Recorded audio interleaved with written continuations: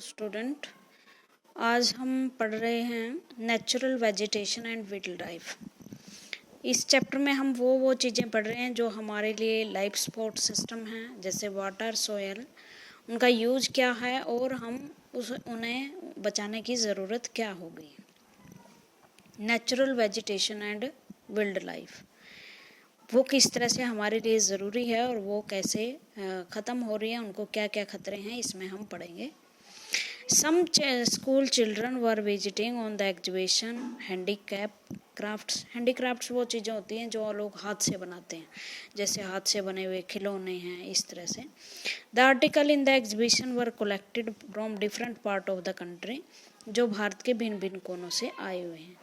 Mona picked up a bag and exclaimed, Mona ने एक bag उठाया और बोली, this is a beautiful handicap bag, ये एक बड़ा अच्छा हैंड बैग है। Yes, it is made from jute, jute का बना हुआ है। मतलब बनते हैं ना जूट की, बंगाल और बिहार में के जो दलदली इलाके हैं उनमें जूट उगता है, तो हमारे यहाँ जूट के बोरे, बैग वगैरह बनते हैं। Yes, it is made of jute, the teacher said, do you C those basket, क्या ये बास्केट तुम देख रहे हो, ये किससे बनी होंगी। जो बास्केट है वो बांस से बनती हैं। तो हमारे देश में नेचुरल वेजिटेशन क्या क्या है, इससे पहले एक ग्रोसरी वर्ड है उसे देख लेते हैं हम। क्या आप जानते हैं, do you know, rain water harvesting is a process of collecting rain water from roof tops and directing it to appropriate location where it stored. Water harvesting के बारे में आपको पता हो, जैसे रूफ वगैरह से पानी बहकर आता है, उसको एक जगह एक गहरे गड्ढे में खोदकर ज़मीन तक पहुंचाया जाता है, उसे वाटर हार्वेस्टिंग कहते हैं, ताकि इसका फ्यूचर में प्रयोग हो सके।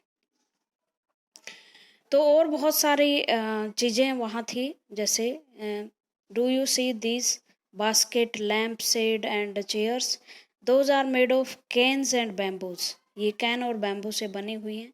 इन the eastern and the north eastern humid region of India, Bharat का जो ये इलाका है जहाँ असम वगैरह का इलाका है, ये इस तरह से इलाका बना हुआ है, बिहार, असम, पश्चिमी बंगाल का जो दलदली इलाका है। दलदली क्यों है, क्योंकि यहाँ नदियाँ जो ये गंगा, यमुना और इधर से ब्रह्मपुत्र आती है, ये मिलकर एक दलदली क्षेत्र बनाते हैं, ह्यूमिड वाला क्षेत्र बनाते हैं। Bamboo grow in the plenty, bamboo बहुत, बांस का जो पेड़ होते हैं उनके घर, उनका सब कुछ बैम्बू से बनता है। बैम्बू की कड़ी बहुत प्रसिद्ध है, जो 5वीं 6वीं में आप पढ़ते थे। बैम्बू का एक पेड़ की एक खासियत होती है, उसको ज़मीन में दबा दिया जाता है बोने के लिए, 4-5 साल उसको पानी दिया जाता है, वो ज़मीन से दिखाई नहीं देता, लेकिन अचानक जब वो बढ़ता है तो 20-20 फुट एक दिन में निकल आता है बैम्बू का पेड़। तो बैम्बू बहुत में है। Jassi was excited to see the silk scarf, silk कहाँ से उगते हैं, पेड़ के जो कीड़े होते हैं कर्नाटक में, सिल्क वॉर्म, उससे सिल्क बनता है। See this beautiful scarf, the teacher exclaim that the silk is obtain from the silk warm, silk के जो एक सुंडी की तरह एक कीट होता है, वो सिल्क छोड़ता है अपने मुंह से, उससे बनते हैं। और जो पेड़ जिस पर वो सिल्क वॉर्म रहता है उसे मलबरी का पेड़ बोलते हैं। The children understood that plant provided us with many different product that we use in our day to day life. Plant जो है वो हमारे जीवन में बहुत सारी चीज़ें जिन्हें हम प्रयोग करते हैं, जैसे रबड़ है, गोंद है, प्लास्टिक्स है, कागज़ है, कपड़े हैं, वो हमें कहाँ से मिलते हैं, कॉटन है, कॉटन के पौधे से मिलता है, प्लांट से फूड मिलता है। जो डे टू डे की लाइफ की चीज़ें हैं वो काफ़ी सारी हमारे प्लांट से ही तो मिलती हैं। Natural vegetation and wild life exist only in the narrow zone contract between the lithosphere, hydrosphere and atmosphere. जो वाइल्ड लाइफ है, वाइल्ड लाइफ मैंने जो जंगली जो वन्य जीव जंतु हैं, और नेचुरल वेजिटेशन जो वनस्पति हैं, वो एक तंग से क्षेत्र में, मतलब बहुत थोड़ी हैं। लिथोस्फेयर जो हमारी भूमंडल है उसमें, हाइड्रोस्फेयर जो हमारा वायुमंडल है, पानी जलमंडल है, और एटमॉस्फेयर जो हमारा वायुमंडल है उसमें रहते हैं, इसे हम बायोस्फेयर कहते हैं। The biosphere, in the biosphere living beings are inter related, वो एक दूसरे से रिलेटेड है, मतलब एक में कमी आती है तो दूसरे में भी ऑटोमेटिकली कमी आ जाती है, एक दूसरे के ऊपर फूड को लेकर। जैसे मलबरी का पेड़ है भाई बच्चों, मलबरी का पेड़ खत्म हो जाएगा तो जो सिल्क वार्म वो अपने आप खत्म हो जाएंगे ना, समझे ना इस बात को। और सिल्क वार्म खत्म हो गए तो सिल्क खत्म हो जाएगी और सिल्क का व्यापार खत्म हो जाएगा। इन the biosphere living being inter related and inter dependent on each other for the survival, मतलब अपने आप के जीवन के लिए दूसरे पर निर्भर है। This life supporting system is known as ecosystem, और इस तरह का जो सिस्टम है उसको हम इकोसिस्टम कहते हैं। Vegetation and wild life are valuable resources, जो वनस्पति और जीव जंतु हैं वो क्या हैं, एक वैल्यूएबल रिसोर्सेज हैं। वैल्यूएबल क्यों है, क्योंकि हमारे जीवन की मोस्टली चीज़ें इनसे पूरी होती है। जो आप समझ रहे हो ना, टेक्नोलॉजी से हम चीज़ प्राप्त भी कर सकते हो। मान लो आप कॉटन ना हो तो हम लाइलॉन या नियॉन से काम चला सकते हैं, लेकिन वो हर मौसम में वो कपड़े पहने नहीं जा सकते ना, वो हम इतनी चीज़ें क्रिएट कर सकते हैं। दूसरी बात फूड प्रोडक्शन है, वो भी हमारे जीवन का एक हिस्सा है। वाइल्ड लाइफ वेजिटेशन, आप देखो मछलियों पर कितने लोग का व्यापार है, भोजन है, वो डिपेंड करता है। Vegetation and wild life are valuable resources, जो वेजिटेशन है प्राकृतिक वनस्पति और वाइल्ड लाइफ बहुत ही वैल्यूएबल रिसोर्सेज हैं। Plant provide us the timber, जो प्लांट है वो हमें टिम्बर देते हैं, इमारती लकड़ियाँ, जैसे घर में दरवाजे हैं और चीज़ें हैं वो टिम्बर की ही बनती हैं, लकड़ी की बनती है। शेल्टर, एनिमल को रहने के लिए जगह देती है, बहुत सारे एनिमल जो हैं वो पेड़ों पर रहते हैं, रिछ है, भालू हैं, बंदर हैं और बहुत सारे। प्रोड्यूस ऑक्सीजन, और सबसे बड़ी बात है ये है कि ऑक्सीजन प्रोड्यूस करते हैं जिसे हम सांस के रूप में प्रयोग करते हैं। प्रोटेक्ट सोयल, सोयल को बचाते हैं, जो पीछे आप पढ़ चुके हो कि उनकी जड़ें पकड़ लेती हैं मिट्टी को, वो बहने नहीं देती। या जो मिट्टी के चारों ओर अगर हम पेड़ बना दिए जाएं तो विंड का जो प्रभाव वो रुक सकता है और इस तरह से मिट्टी का इरोजन रोका जा सकता है। Essential for growing crops act as shelter belt, help in storage of underground water, give us fruit, nuts, latex। जो पेड़ पौधे हैं वो पानी को सोखते हैं ज़मीन के अंदर, उनकी जड़ें जो है पानी सोखती हैं और अंडरग्राउंड वाटर की एक बेल्ट हमें प्रदान करते हैं, जो हम खेतों में ट्यूबवेल के माध्यम से निकालते हैं। फ्रूट्स देते हैं, नट्स देते हैं, लेटेक्स गोंद देते हैं, ट्रपाइंट ऑयल्स, गम्स, मेडिसन, जो मेडिकल जो जड़ी बूटियाँ होती हैं वो हमें पेड़ों से मिलती हैं। मसाले मिलते हैं जो हमारे फूड को डिलीशियस बनाते हैं। पेपर, जैसे स्टडी के लिए जितने भी कागज़ होते हैं, अखबार बनते हैं, बुक्स बनती हैं, वो सारे उससे तो बनते हैं। There are innumerable uses of plant and you can add some और मोर, जो अगर आपको और पता है तो आप और भी यूज़ कर सकते हैं। एक बड़ी अच्छी बात है जो मैंने आपको बताई थी वल्चर्स के रूप में। वल्चर ख़त्म हो गए थे पृथ्वी से, क्यों? क्योंकि पशुओं को जो डाइक्लोविन टैबलेट दी जाती थी उससे जो वल्चर के गुर्दे खराब हो जाते थे। हरियाणा में एक पिंजौर जगह है, पंचकुला में जाओगे तो थोड़ी सी दूर पिंजौर है, वहाँ इनका ब्रीडिंग हो रही है अब उनको बचाने के लिए। और एक पीछे छोड़ा उन्होंने एक ग्रुप ऑफ गिद्ध, मतलब ऐसे जानवर जो आम दिखाई देते थे वो भी खत्म होते जा रहे हैं। क्यों? क्योंकि उनका जो इन्वायरमेंट है वो टूट रहा है, इकोसिस्टम टूट रहा है। Vulture is the in Indian subcontinent were dying of kidney failure, kidney fail होने से मरी। क्यों? After scavenging livestock treat with diclofenac. क्यों? लाइव स्टॉक मतलब जो जानवर होते हैं उनको डाइक्लोफेंस दवाई दी जाती थी, जो जानवर मर जाता था उसके अंदर ये साल्ट रहता और गिद्ध उसे खाते तो उनकी किडनी फेल हो जाती थी।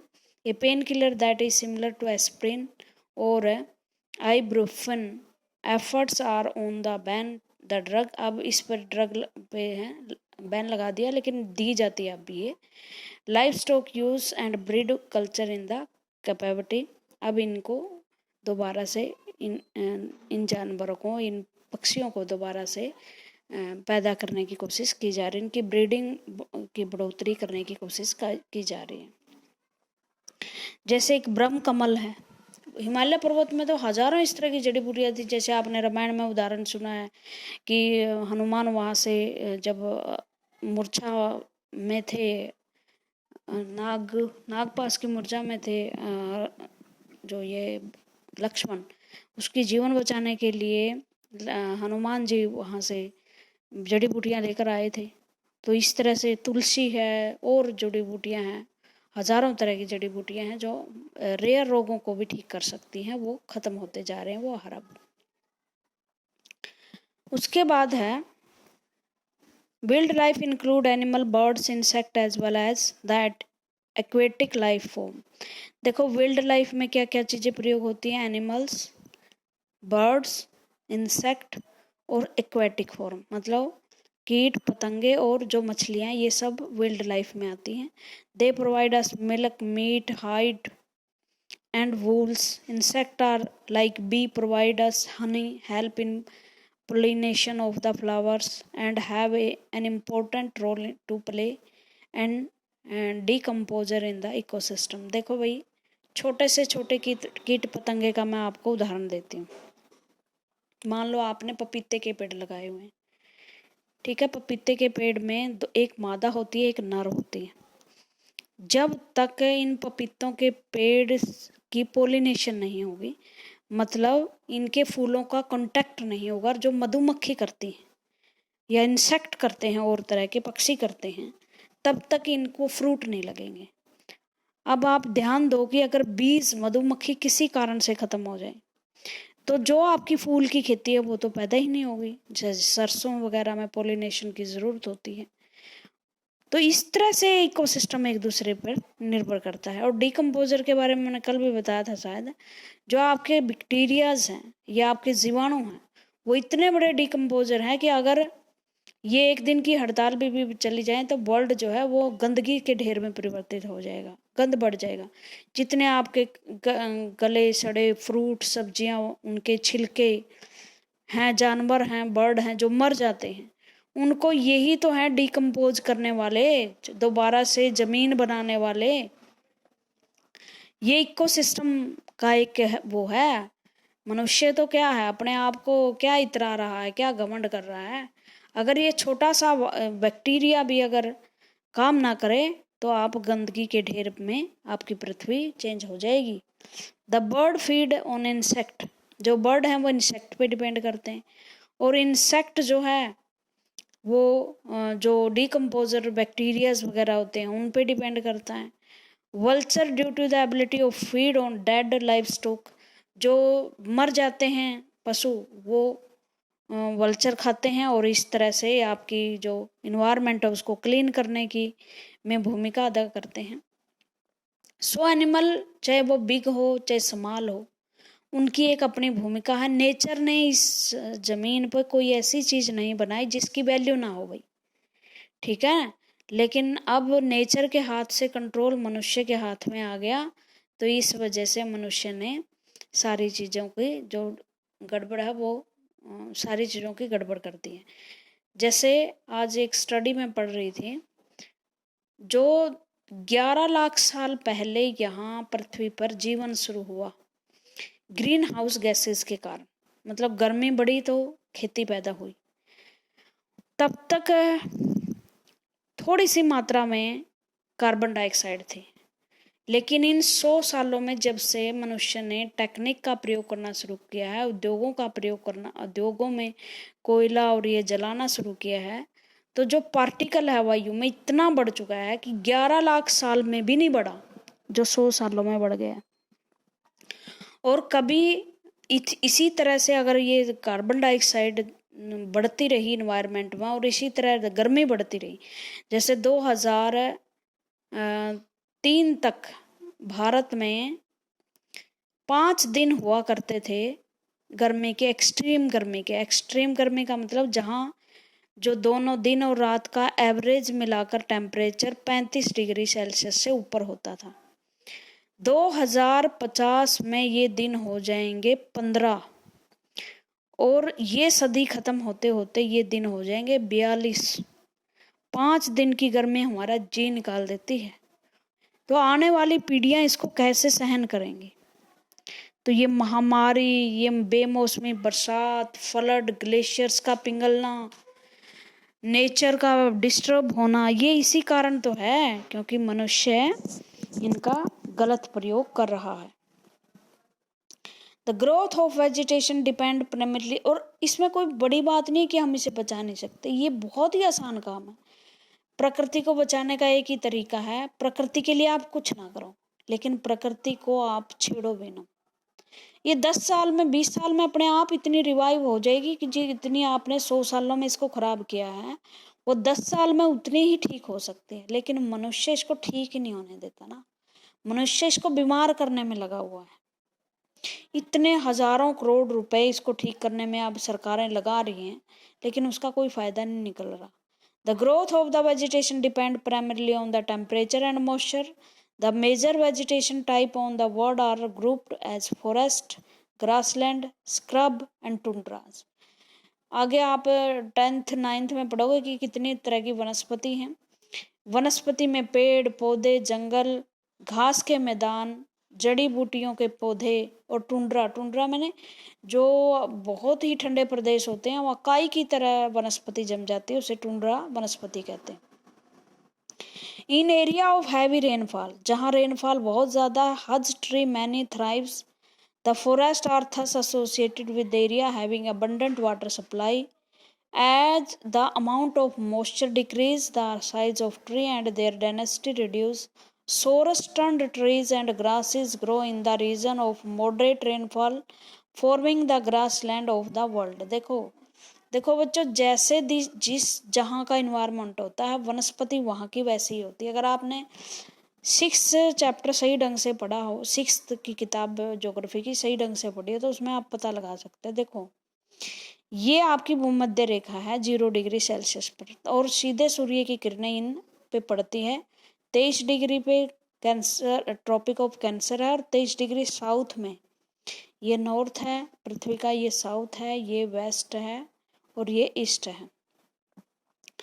इस स्थान पर जो सूर्य है बिल्कुल सीधे चमकता है, और यहाँ पर गर्मी बहुत ज़्यादा होती है, तो वेपोरेशन, समुद्रों के पानी से वेपोरेशन बहुत ज़्यादा होती है। वेपोरेशन होती है तो बारिश बहुत ज़्यादा होती है, और बारिश ज़्यादा होती है तो पेड़ पौधे भी खूब ग्रो करते हैं।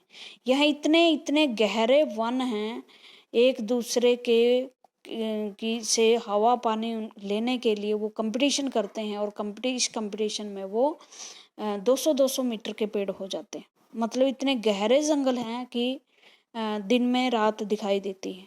लेकिन ये पेड़ ख़त्म होते जा रहे हैं बसावट की वजह से, पॉपुलेशन के प्रेशर की वजह से, और मॉइस्चर अगर किसी भी उसके आगे जब मॉइस्चर डिक्रीज हो जाता है, मतलब आगे हम बढ़ते हैं, ह्यूमिडिटी कम हो जाती है, मतलब बारिश नहीं होती, तो पेड़ पौधों का आकार बहुत छोटा हो जाता है, ग्रासलैंड पैदा हो जाते हैं। जैसे राजस्थान में आप देखोगे इस तरह के पौधे, इस तरह के कांटेदार पौधे पाए जाते हैं, झाड़ियाँ सी हैं पेड़ पौधों की जगह, ठीक है ना। तो ये मौसम के हिसाब से जहाँ जहाँ की क्लाइमेट होंगी, वहीं जैसा भी मौसम होगा, जैसी बरसात होगी, वैसे ही वहाँ की वनस्पति होगी। जैसे थ्रोनी सरब, ये कहाँ है? राजस्थान में। Grow dry areas of low rainfall, लेकिन जहाँ रेनफॉल बहुत ज़्यादा है, बंगाल में जाओ, बिहार में, मध्य प्रदेश में, वहाँ वन बहुत अच्छे, अंडमान निकोबार द्वीप में जाओ, वहाँ वो तो भूमध्य रेखा के भी आसपास है, तो वहाँ घने जंगल मिलते हैं। In such area plant have deep roots, जो सूखे रेगिस्तानों में पौधे हैं उनकी रूट बहुत गहरी होती है। क्यों? क्योंकि वो जमीन से पानी लेने की कोशिश में उनकी रूट जो है वो बढ़ जाती हैं। जैसे भूमध्य रेखा के आसपास पेड़ पौधे रोशनी लेने के लिए अपना आकार बढ़ा लेते हैं, उसी तरह जो रेगिस्तान के पौधे हैं वो जमीन से पानी लेने के लिए अपनी रूट लंबी लंबी कर लेते हैं, छाल उनकी मोटी हो जाती है ताकि नमी बाहर ना आए, और अपने कांटे पैदा कर लेते हैं ताकि कोई पशु पक्षी उनकी पत्तियां ना खाए, क्योंकि पत्तियां आनी बड़ी मुश्किल हो जाती है। And leaves with thorny and vaccine surface, और जो पत्ते होते हैं वो वैक्स, मतलब ये जैसे गोंद होता है ना, वैक्स मोम होता है, वो होते हैं। और थ्रोने होते टू रिड्यूस लॉस, ताकि जो मॉइस्चर है, क्योंकि मॉइस्चर वैसे ही रेगिस्तान इलाकों में कम होता है, हवा में नमी कम होती है, तो मॉइस्चर कम ना हो, इस वजह से उनकी ऐसी सेहत प्रकृति ने दी है। टुंड्रा वेजिटेशन मैंने बताया वो कोल्ड पोलर पे, जैसे ये पृथ्वी का भूमध्य सागर से जितने नीचे और जितने ऊपर जाओगे तो यहाँ पोल्स आ जाएंगे। पोल्स मीन्स ध्रुव क्षेत्र आ जाएंगे, और वहाँ बर्फ जमी रहती है, तो वहाँ एक लाइकेन से काई सी जमी रहती है, लीचन मॉसिस। ये देखो, ये टुंड्रा वनस्पति। Today there are many more people in the world than there were two centuries back. To feed the growing number, large area of the forest have been cleared to grow crops. Forest cover all over the world is vanishing rapidly. अब क्या है, 200 साल से ही हम science and technology का आविष्कार ज़्यादा हुआ है, तकनीक का प्रयोग कर रहे हैं, तो इन 200 साल में ही हमने प्रकृति को जी भर कर लूटा है, जी भर कर खराब किया है। जितने फॉरेस्ट थे, अमेजोन जो है इस लाइन पर आते हैं, अमेजोन के वन, अमेजोन नदी बहती है एक, आपको पता है, लेटिन अमेरिका में।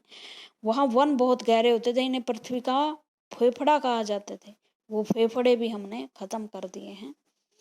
और इतना डेवलपमेंट हुआ कि फॉरेस्ट जो है वो खत्म होते जा रहे हैं। मान लो यहाँ एक फॉरेस्ट है, ठीक है, सरकार ने कहा कि जी नहीं यहाँ तो रेलवे ट्रैक बनाएंगे, तो ये सारे फॉरेस्ट काट दिए। यहाँ फॉरेस्ट थे, अब ने कहा कि रोड निकालेंगे जी, सारे पेड़ कट गए।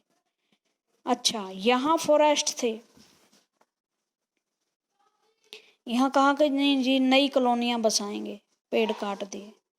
ठीक है, फिर दूसरी जगह उन्होंने तलाश की, नहीं जी एग्रीकल्चर लैंड के लिए ज़रूरी है। फिर तीसरी जगह पेड़ थे, तो कहा नहीं जी शॉपिंग कॉम्प्लेक्स बनाएंगे, स्कूल बनाएंगे, माइनिंग, जो झारखंड बिहार इनमें फॉरेस्ट बहुत ज़्यादा थे, लेकिन वहाँ माइंस है। माइंस मैंने कि इस भूमि के नीचे कोयला है जी, आयरन है, लोहा है, इसको निकालने के लिए खोद दिए। जितने उस माइन पे, उस एरिए में पेड़ पौधे थे वो सब बर्बाद कर दिए। तो इस तरह से फॉरेस्ट कवर जो एरिया है वो घटता जा रहा है। There is an urgent need to conserve, और बहुत ज़रूरी है, मनुष्य के जीवन के लिए ज़रूरी कि उनको बचाया जाए।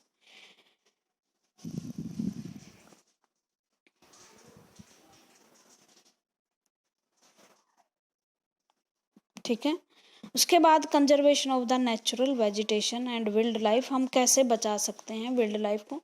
बहुत सारे ऐसे लोग हैं जो इनकी चिंता करते हैं, ऐसी बात नहीं कि सरकारों को इनकी चिंता नहीं होती, और जो प्रोजेक्ट बनाए जाते हैं रेलवे वगैरह के, ये देखा जाता है कि इससे वन कट रहे हैं कि नहीं, लेकिन सरकार की मजबूरी हो जाती है, लोगों से वो वादे करते हैं कि हम आए तो आपके ज़मीन में से रेलवे निकालेंगे, ये वो।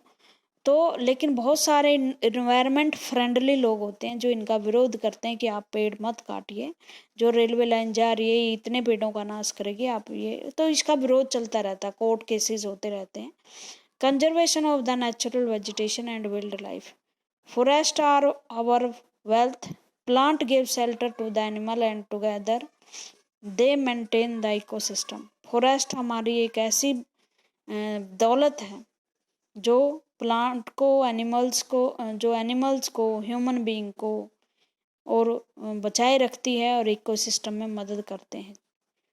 अगर चेंज क्लाइमेट में चेंज होता है, इसलिए होता है क्योंकि ह्यूमन का इंटरफेयर बहुत ज़्यादा है, ह्यूमन इंटरफेयर करता है उसमें, और इस वजह से बहुत सारी नेचुरल चीज़ें, प्लांट हैं, एनिमल्स हैं, वो वनरेबल स्थिति में और इंडेंजर स्थिति, वनरेबल संकटापन और संकटकालीन स्थिति में आ गए हैं, और बहुत सारी तो ऐसी हैं जो प्रजातियां खत्म हो चुकी हैं। इसके बारे हम कल डिटेल से पढ़ेंगे। Thank you.